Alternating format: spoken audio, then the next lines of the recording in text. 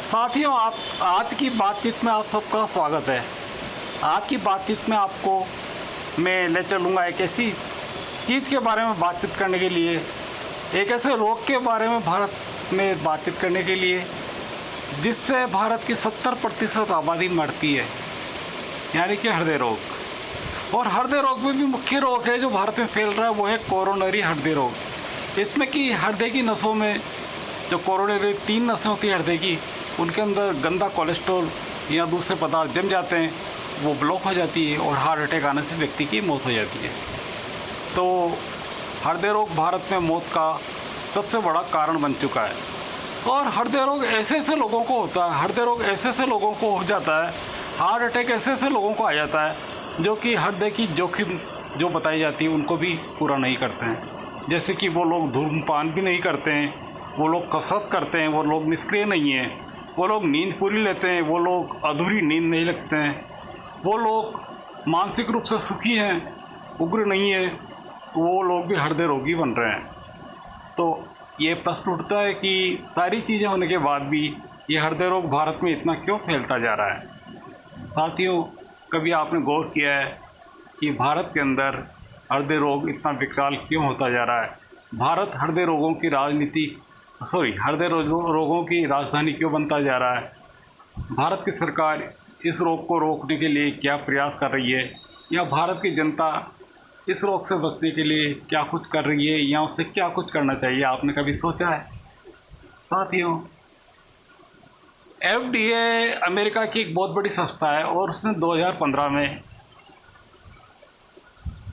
ट्रांससैचुरेटेड fat को हृदय रोगों का एक प्रमुख कारण बता दिया था और ये कहा था कि जो ट्रांससैचुरेटेड फैट होती है वो ही हृदय की नसों में जाकर कोलेस्ट्रॉल, ट्राइग्लिसराइड इत्यादि के रूप में आकर जमती है।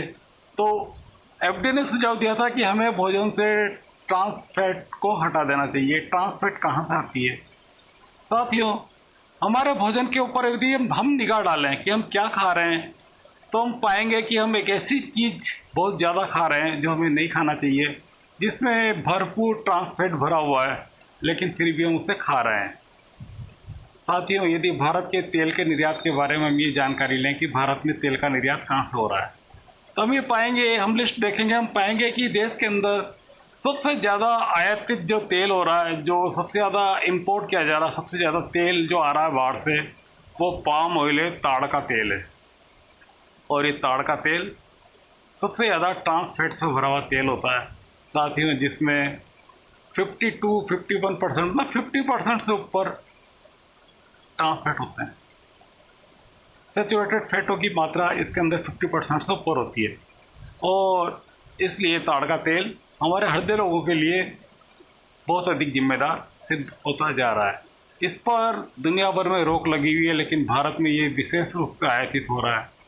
सरकार क्या कर रही है? इस तेल पर जो सरकार टैक्स लगा रही है वो टैक्स बहुत कम लगा रही है, इसलिए तेल आसानी से आ रहा है। और दूसरे तेलों में यहाँ तक कि घी के अंदर भी मिलाया जा रहा है। ऐसे ऐसे घी पाए जा रहे हैं बड़े बड़े मॉलों में मिलावटी, जिसमें इन तेलों की पाम ऑयल की विशेषकर मिलावट होती भी नज़र आ रही है। व्यापारी लोग क्या करते हैं? देसी घी में भी पाम ऑयल को मिला देते हैं, क्योंकि इसमें बदबू नहीं आती, कोई तरह की गंध नहीं होती, ये आसानी से देसी घी में मिल जाता है। तो साथियों, हमें पाम ऑयल का सेवन बुरी तरह से बंद कर देना चाहिए। क्या करना चाहिए? हमें बाज़ार से कोई भी तली हुई चीज़ या कोई भी प्रसंस्कारित चीज़ खरीदना बंद कर देना चाहिए, क्योंकि इस पाम ऑयल का जो उपयोग हो रहा है वो सबसे ज़्यादा हो रहा है चीज़ों को तलने में। जो दुकानदार लोग तल रहे हैं महंगे तेल से बचकर, क्योंकि महंगे तेल में लागत ज़्यादा आती है, पाम ऑयल सस्ता पड़ता है, तो उसमें चीज़ तल के आपको खिला रहे हैं। बिस्कुट में भी पाम ऑयल मिला हुआ आ रहा है। कई प्रकार के जो ब्रांड के बिस्कुट हैं उनमें पाम ऑयल की खुल के मिलावट की जा रही है। नमकीन जो हम बाज़ार के खाते हैं उस नमकीन पे खुल के मिलावट होती है, क्योंकि नमकीन हर कोई खा रहा है।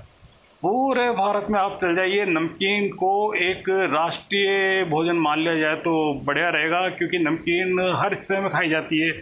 फास्ट फूड में हम डेयरी प्रोडक्ट खाते हैं, डेयरी प्रोडक्ट में कोई मेरे हिसाब से पाम ऑयल की मिलावट नहीं होती है, यदि हम घर का प्रोडक्ट खाएं तो। लेकिन बाहर का खाते हैं तो पाम ऑयल की मिलावट उसमें भी की जा सकती है। और इसके अलावा जो भी बेकरी प्रोडक्ट हम खाते हैं, बेकरी प्रोडक्ट में पाम ऑयल की मिलावट की पूरी संभावना बन जाती है। तो हमें करना क्या चाहिए?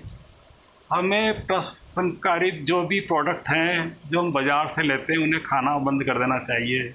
हमें बाज़ार से कचौरी समोसे नहीं ला के खाना चाहिए। जब भी खाने की इच्छा हो घर पे बनाकर खाना चाहिए। हमें बाज़ार से किसी भी तरह की चीज़ को जो बाज़ार में तैयार होती है ख़रीद के खाना बंद कर देना चाहिए। यदि हमें हृदय रोगों से बच के रहना है, तो हमारे परिवार को बचा के रखना है तो।